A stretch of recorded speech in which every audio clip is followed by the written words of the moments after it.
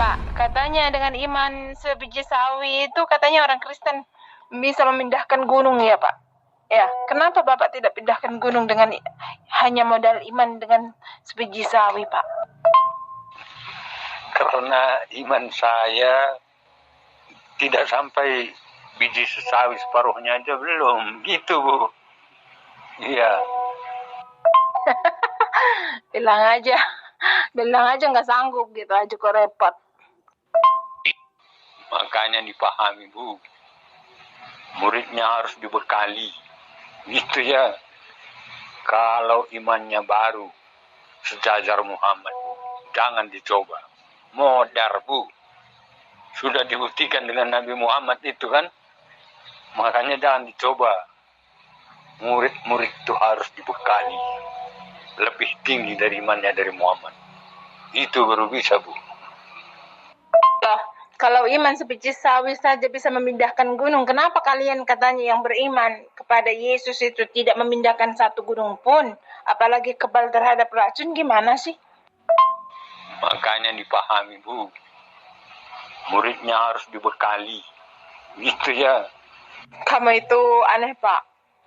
Ya, kalau Nabi dengan murid itu ya lebih tinggi Nabi lah kedudukannya daripada murid. Gimana sih?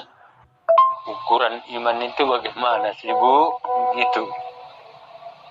Ya, setitik ada imannya sudah bisa Bu. Apalagi sebesar biji sawi itu.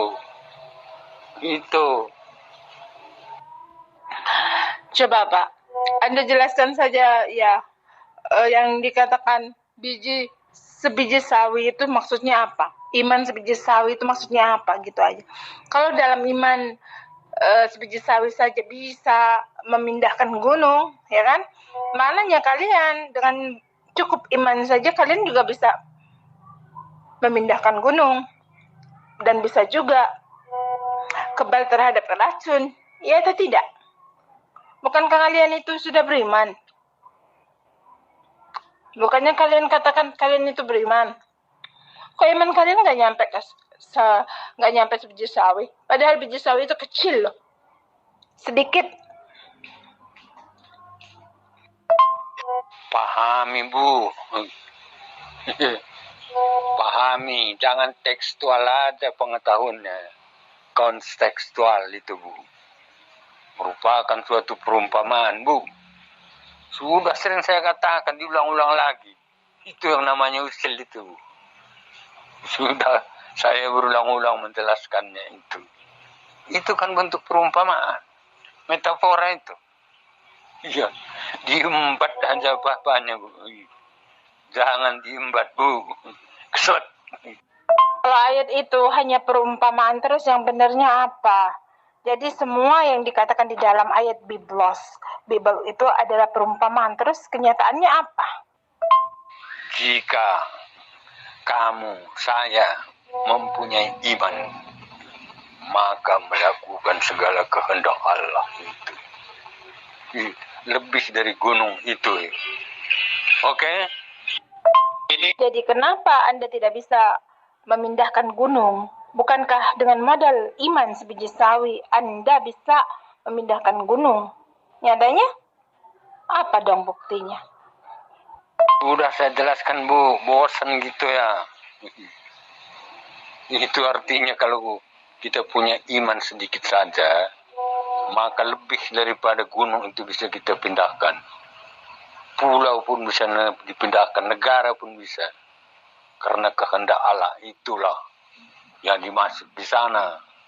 Semua kehendak Allah itu bisa kita lakukan. Itu maksudnya.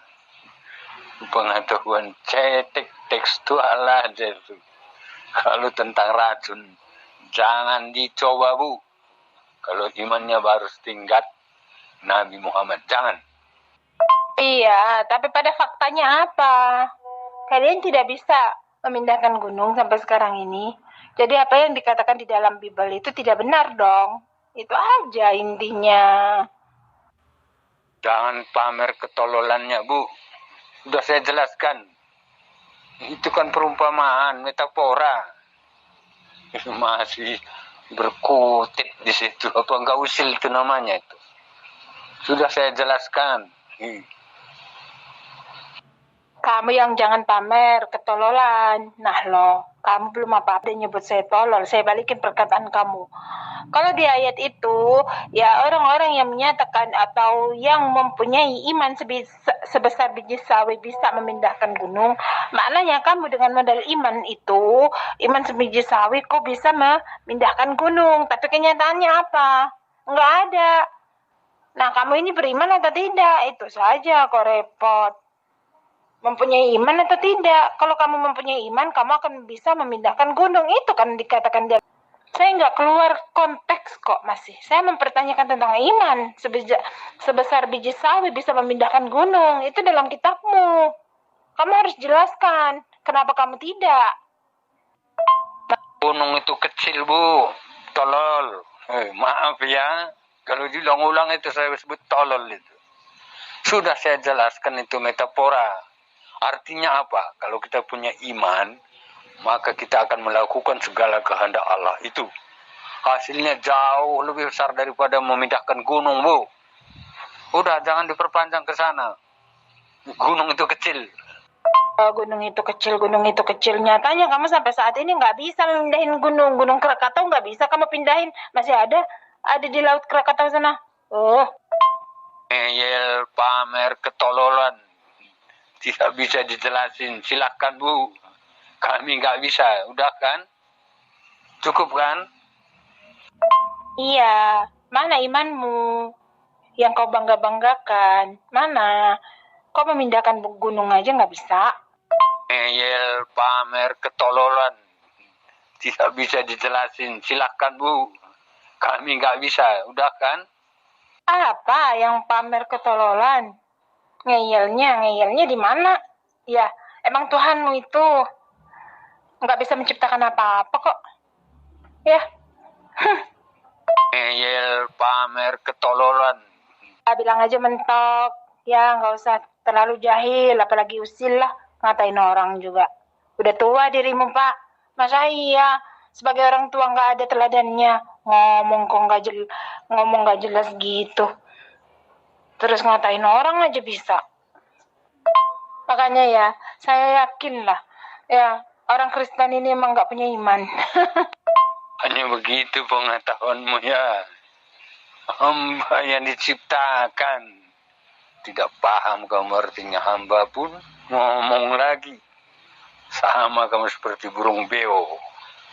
Apa artinya kalau disebut hamba? Tidak bisa kamu jelaskan.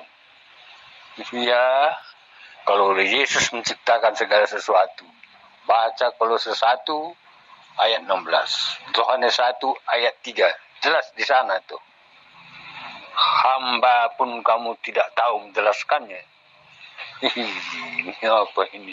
Kristolologi kamu itu. Tolologi. Ya elah, cuman gitu-gitu aja. Paling kalau ditanya, cuman itu ya pengetahuanmu ya. Jangan ngeyel, Bu. Bisanya cuman gitu doang. Saya heran itu. Yesus dikatakan Tuhan itu dari mana? Terus disebut punya keilahian dari mana? Sedangkan dia dilahirkan dan mati. Ya kan? Nah, sesuatu yang dilahirkan dan mati itu jelas bukan Tuhan. Ya, karena Tuhan itu memang sifatnya kekal. Berdiri sendiri tanpa diciptakan. Aneh pemahamannya Om Kris ini. Ya dia kalau ditanya, ibu jangan ngeyel. Jawabannya itu nggak memuaskan malah. Udah ngelantur kamu ke sana ke situ, maka kamu tolologi. Hamba Allah aja kamu nggak bisa menjelaskannya itu.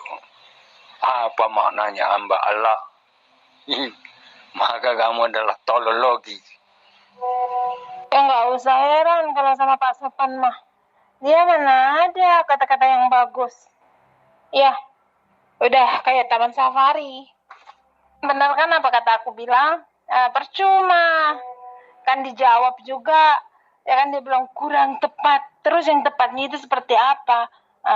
Nanti ya kita pantau apa yang dia jawab.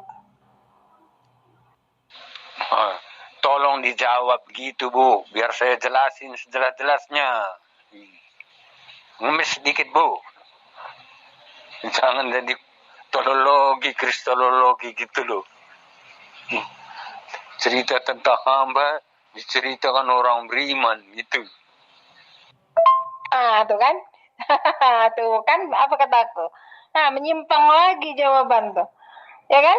Terus yang benarnya macam apa? Aduh, ini orang bentar lagi Taman Safari keluar.